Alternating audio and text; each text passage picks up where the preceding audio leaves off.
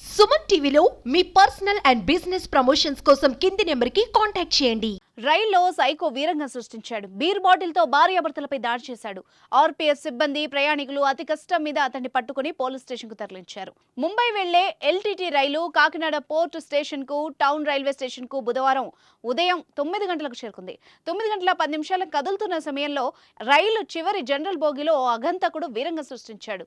తనతో పాటు beer bottle పగలగొట్టి ఎదురుగా ఉన్న తాడేపల్లిగూడెం వికాస్ కాలనీకి చెందిన భవానీ పొట్ట మీద పొడవడంతో అక్కడే ఉన్న భర్త రవికుమార్ అడ్డుకున్నాడు.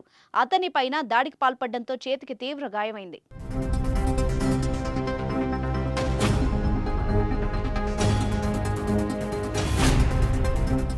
ప్రయాణికుల కేకలు, అరుపులు విని టీటీ రైలు ఆపేశాడు. ఆర్పీఎఫ్ సిఐ కొండయ్య, జీఆర్పీఎస్ఐ రవికుమార్ సిబ్బందితో ఆ బోగిలకు చేరుకున్నారు.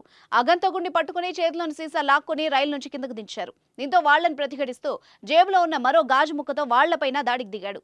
దీంతో ప్రయాణికులు మూకుమ్మడిగా నిందితుడిపై దాడి చేశారు.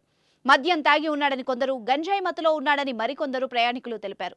అక్కడికి చేరుకున్న పోలీసులు అగంతకుడిని స్టేషన్కు తరలించారు. నిందితుడు అస్సాంకు చెందిన సత్య బర్మన్ గా గుర్తించారు పోలీసులు. అతని జేబులో ఉన్న ఆధార్ కార్డు ద్వారా వివరాలు సేకరించారు. భార్యాభర్తల గొడవ కారణంగా స్వస్థలం నుంచి భీమవరం చేరుకుని అక్కడ కొంతకాలం ఉన్నట్టు సమాచారం. అతను కనిపించడం లేదని అస్సాంలో భార్య పోలీసులకు ఫిర్యాదు చేసినట్టు రైల్వే పోలీసులు తెలిపారు. గతంలో అతడికి నేర చరిత్ర ఉన్నట్టు సమాచారం. మతిస్థిమితం సరిగ్గా లేదని, సైకోగా ప్రవర్తిస్తూ ఉంటాడని పోలీసులు పేర్కొన్నారు. కొద్ది కాలం క్రితం నిందితుడు సత్య బర్మన్ను పట్టుకుని పోలీస్ స్టేషన్కు తరలించినట్టు పోలీసులు తెలిపారు. అయితే ఈ ఘటనలో గాయపడిన భార్యాభర్తల్ని భవానీ, రవికుమార్ కాకినాడ జీజీహెచ్లో చికిత్స పొందుతున్నారు. ఇద్దరి పరిస్థితి నిలకడగా ఉందని, ప్రాణాపాయం లేదని వైద్యులు వెల్లడించారు.